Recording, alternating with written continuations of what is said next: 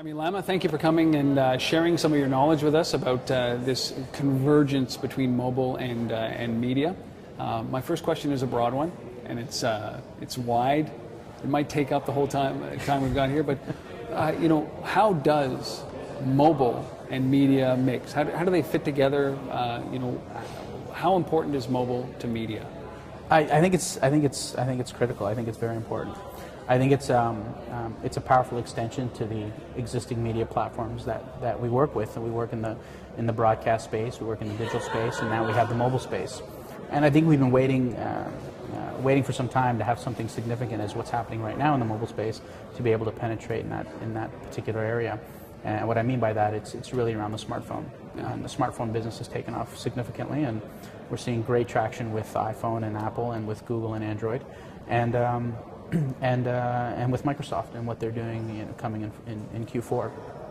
And that gives us a significant platform for us to extend our media content into the mobile space.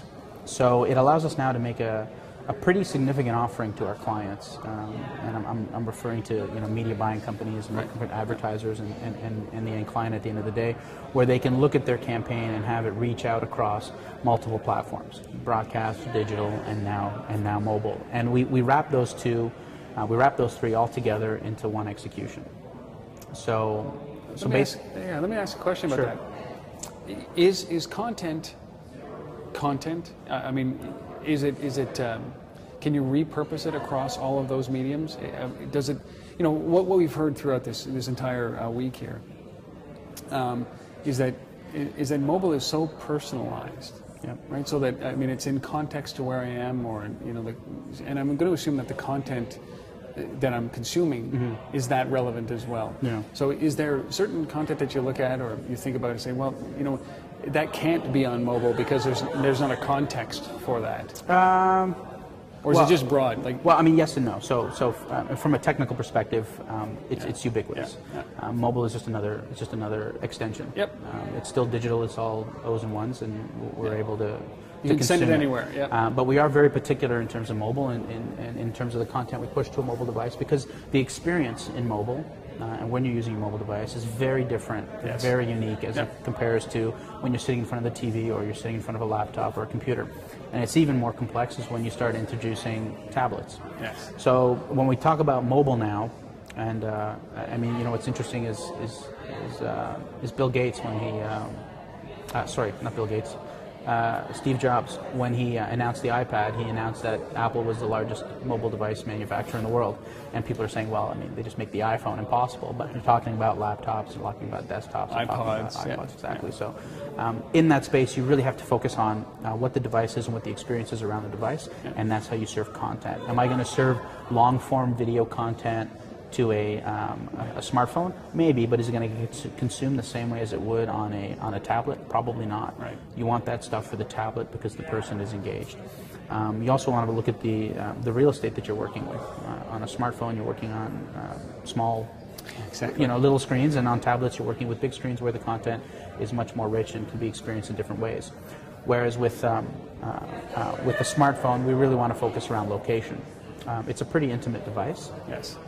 It's probably just as intimate as your wallet. It's probably the only two intimate things that you carry. It's your wallet and your mobile phone. So it's really important what we serve up in terms of content.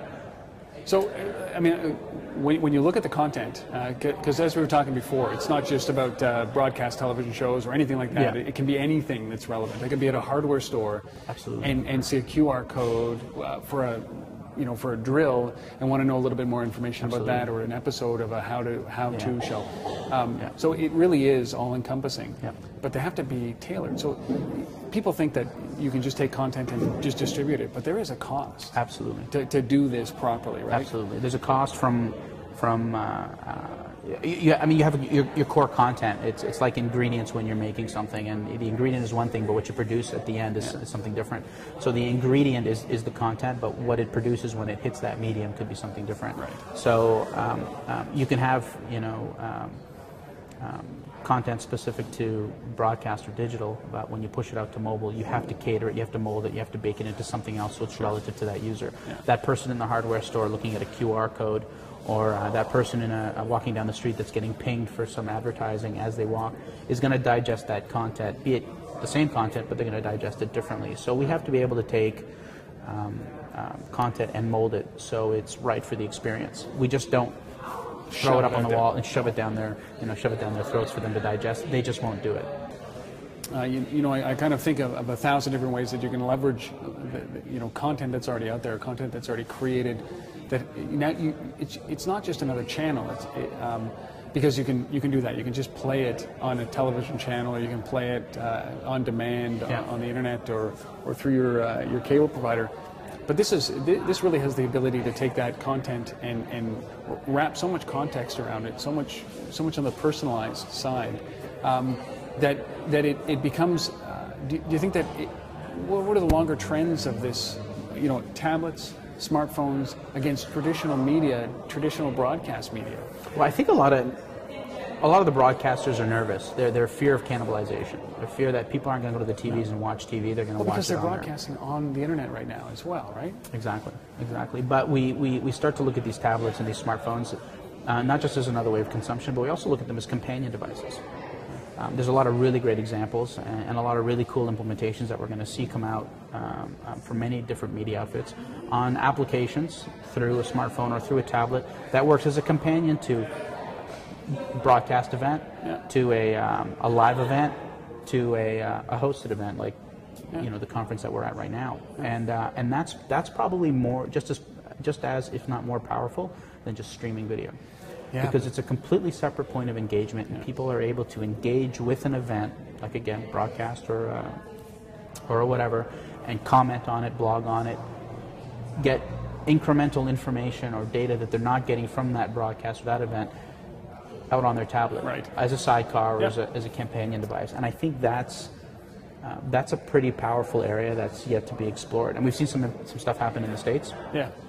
Where there's a specific broadcast on, and you have celebrity bloggers commenting as the show's happening. You've got trivia and information happening on the screen as you're watching the big screen.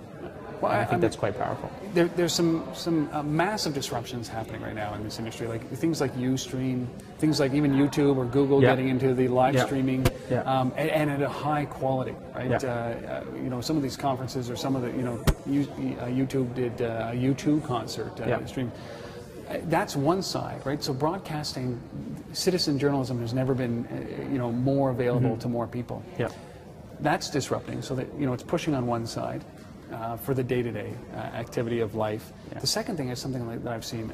I'm a subscriber to MLB.TV, which is a device or an internet only that's a third of the price, and I get every single game broadcast. So this from must first be inning to ninth inning, you watch all. Exactly. It's brilliant. Home or away feed, audio, video, it doesn't matter.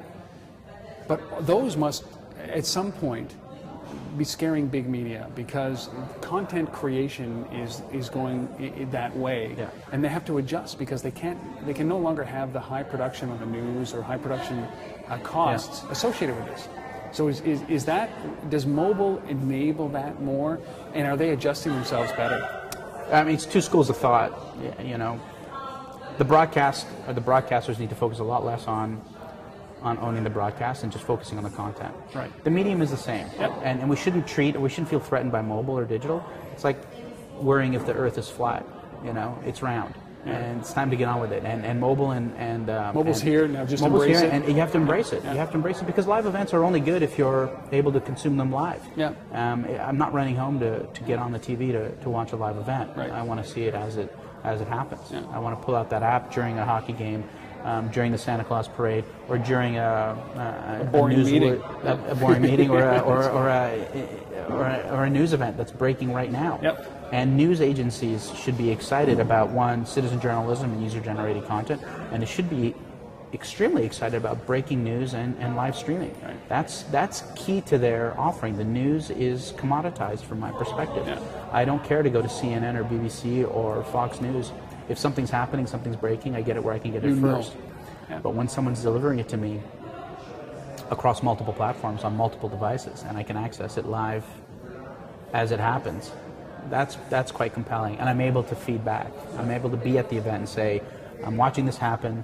this is my take on it, and you submit it in. And people are, from what I understand from citizen journalism and user-generated content, people consuming are quite intrigued to see what other people have to say, as opposed to the same guy in the same suit, the same broadcast every day. That's it, and choosing what story is relevant to them. Exactly. Because you now have the ability to choose what's relevant to you. I mean, CNN iReport, you know, they've integrated the iReport in their app, and it's brilliant. And I think they just recently published an article on their success.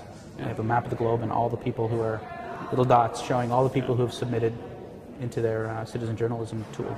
So that's the impact of mobile on media. It's going to be wide. Yeah, embrace it, love it. I mean, that's the way to go. Why do you want to fight it? Tie yourself. Why do you want to be tethered? Yeah. You know? Well, that's the question that we're asking here. Well, what is mobile? I mean, is it a smartphone? Is it a tablet? Yeah. Is it your laptop? Is it your PC? Is it your computer? Is it your TV? Because they're all going to be mobile. Yeah. They are already mobile. Samsung, LG, and all these guys are making mobile TVs. It's a feed, right? And you just got to be able to interact with it wherever you are.